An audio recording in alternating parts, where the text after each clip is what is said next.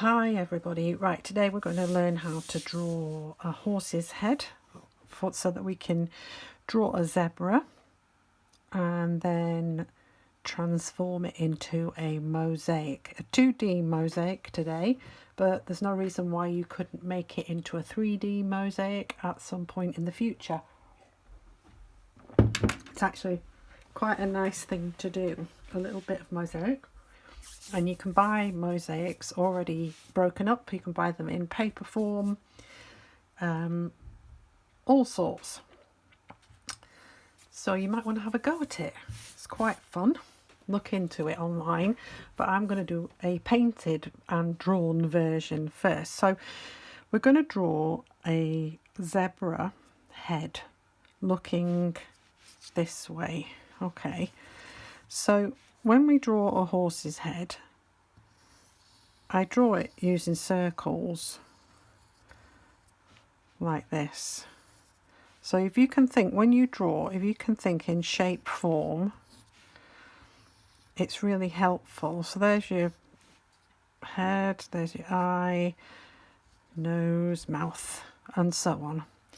But this one is looking slightly towards us, and it uses the same theory as what we did drawing the figures, which is you just narrow the circles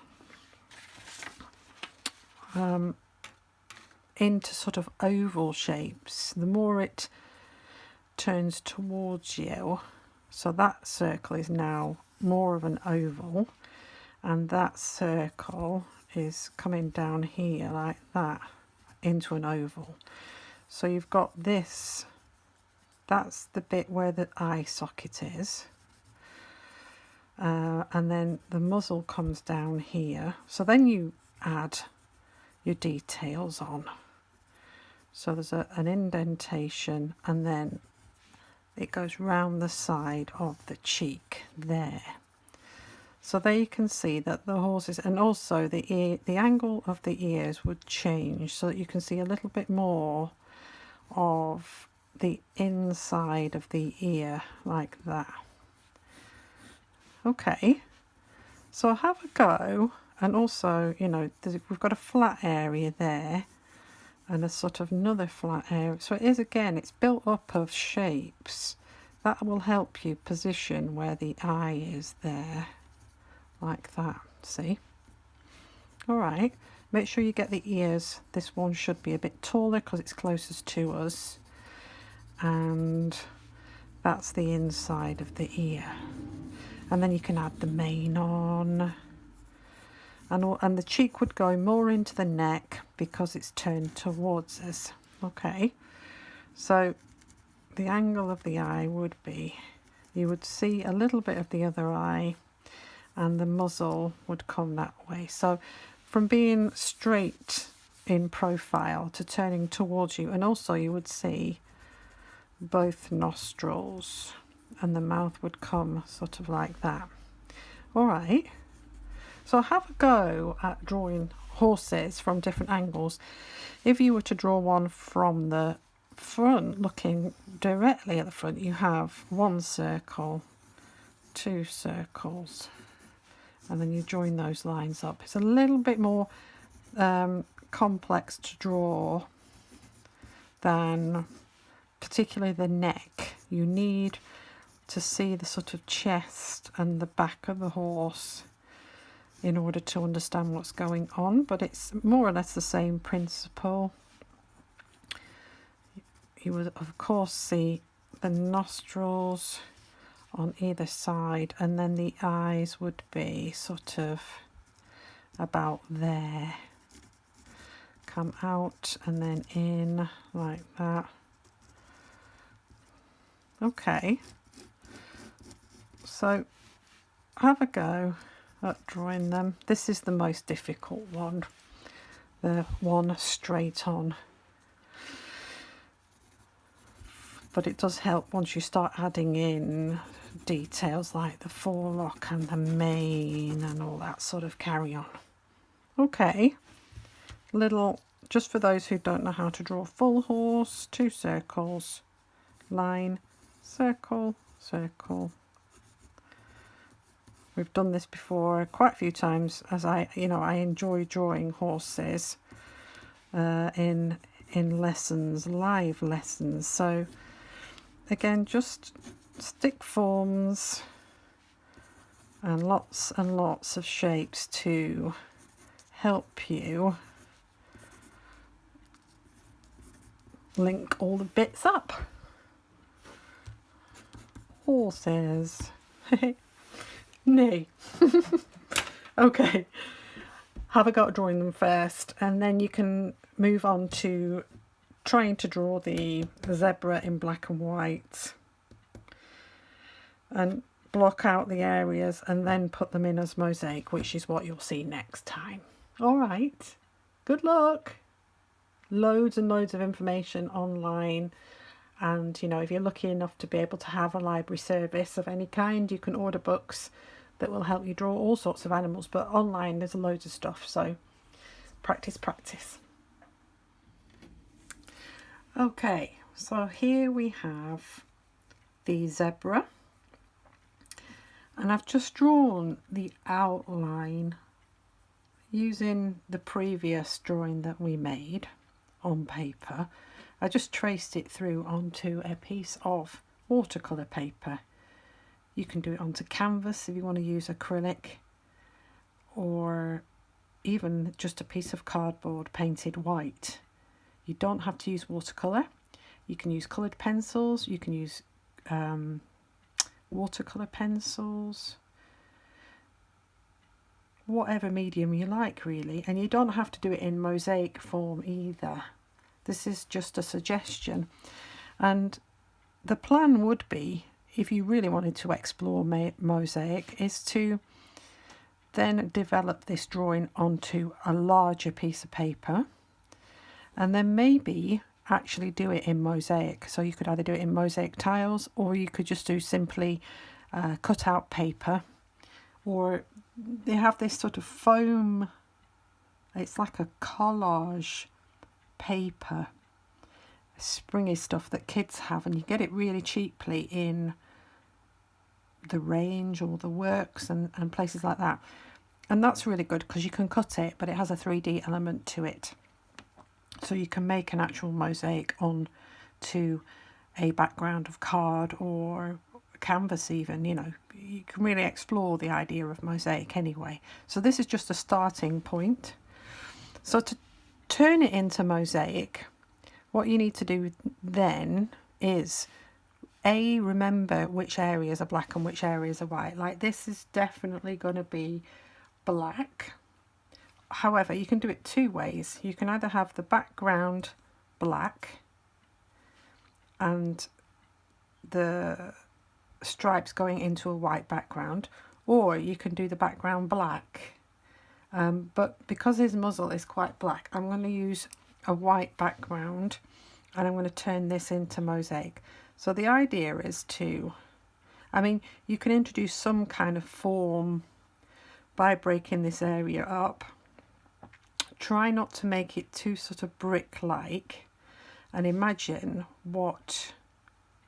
so when I say brick-like, I mean don't do repetitive shapes. So imagine that the mosaic is broken and that you've got lines in between like this. So you'd have some little tiny bits and some larger pieces, and often it's a good idea to have the mosaic. So if you can imagine that there might be a mouth there, for example, then you could follow that mouth shape. Now this is a white stripe here, so you need to be careful as to where you go with your tiles, and always make sure that there's a gap in between. You might get lost with where you've put black and where you've put white, so this might take a while, but take your time, work it out. It's quite meditative actually to do it. So if you get that now, so I'm just going to do one more piece, and then I'm going to put this onto time lapse and do the rest, because you don't really want to watch me just filling this in randomly. And just keep going and try and remember where the black bits are and where the white bits are.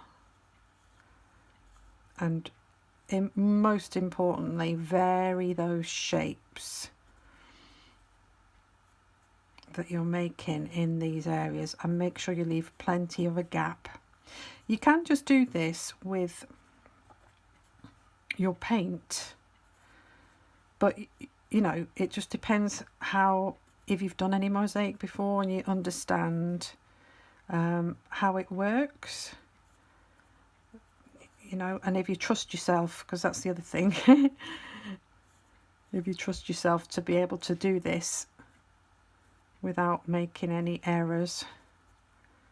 So try and block things in like that. Okay, I'm going to put it on to time lapse.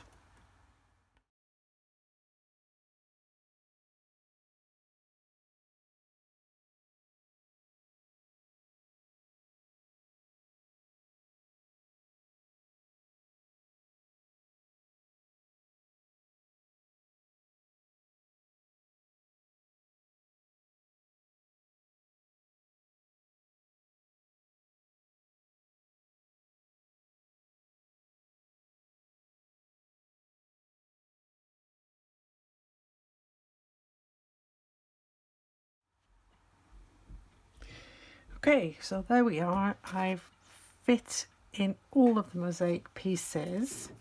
So all you have to do now is start to paint it in. And you know, the smallest, I mean, you're going to need some small brushes, depending on what sort of size your piece of paper is. My piece of paper is A5, so it's quite small. I also have only got Payne's grey, but you know, you don't have to do this in the traditional black and white colour. You know, you can make it rainbow coloured if you want. You know, if you look online on something like Pinterest or something like that, you'll see that there are a multitude of ways to paint your zebra. And you don't even have to do a zebra. You could do a giraffe, you could do anything that's got a tiger, anything that's got some form of pattern to it. So here I've got, I'll turn this around, I've got my Payne's grey. I mean, use black.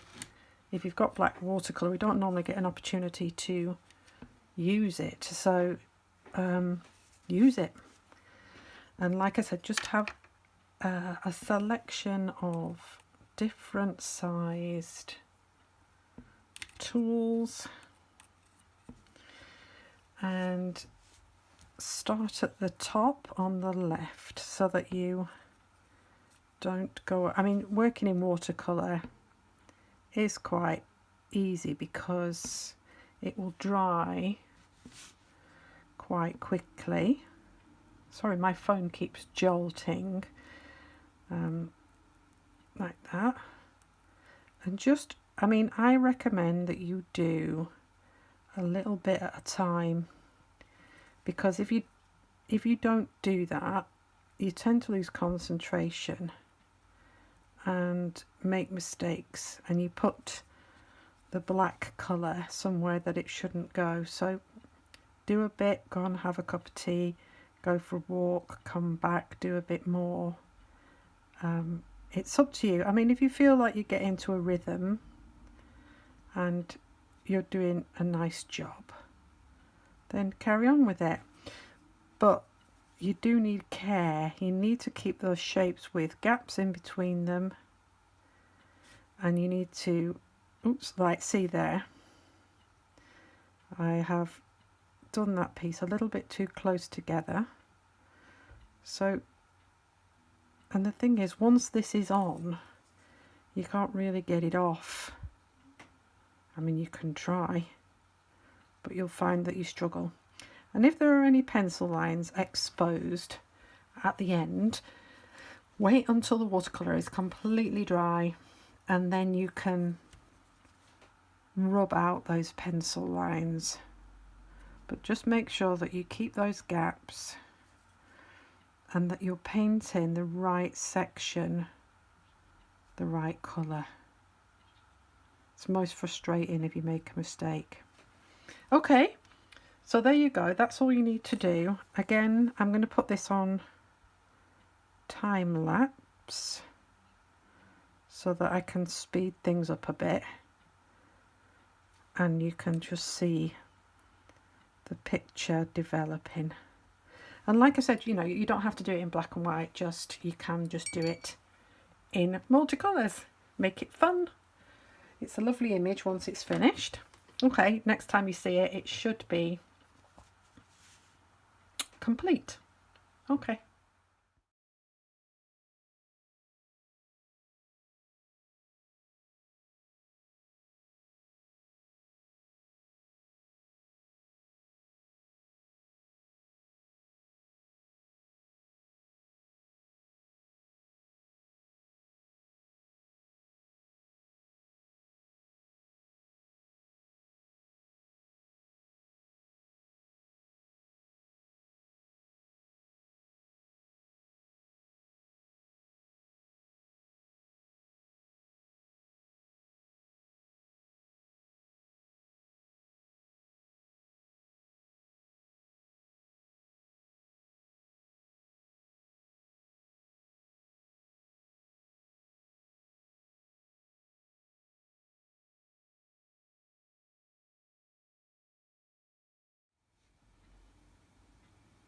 Okay, so there we have our Mosaic Zebra.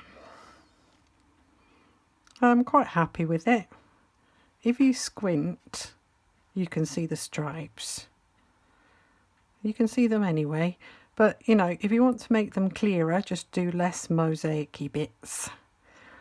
And the other option, like I said, is to do the opposite, which is to colour in the background and paint the white bits black and the black bits white, opposite to what I've done. So yeah, there you go, that's the mosaic done. Like I said, you can use this as a preparatory sketch and actually make something out of. I mean, if you've got some black paper, you can cut up the little bits and stick them down onto a white background. It's not hard, it's quite meditative. You like mosaic. If you've not done it before, have a go. There's another little image that I'll send you. I mean, you don't have to do things in black and white. This is just a little simple landscape with a sun. It's very effective. And this has just been painted in watercolour. So, you know, you can make up your own thing. You don't have to do a zebra. I just thought it might be quite a nice, easy-ish thing to do. And here's another one. That's where they've mosaicked the background as well. So you could even go in and do some background. Maybe I'll do a bit like that as well. All right. And the difference between the one that I've done and this one is that they've filled in the black areas, the lines in between, with black grout, so it's a little bit more solid. You can see mine's got white around it, so you might want to do that. I don't know. Okay, I'm going to carry on and do a background now. I think now I've seen this, it might help it stand out a bit more. Okay, but I will put it on time lapse again. I hope you enjoy it. See you next week.